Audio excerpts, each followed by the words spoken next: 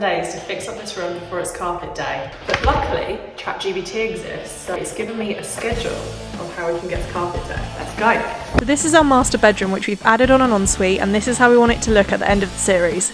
So the ceiling I chose not to get skimmed because I thought I could patch it up myself, and I am massively regretting that decision now.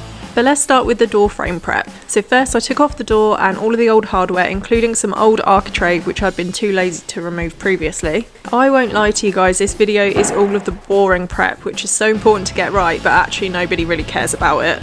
So then I moved on to actually paint stripping the doors. I've no idea if this is actually meant to look like this or if it's because it's been sat in our house since pre-pandemic, but it did the job still.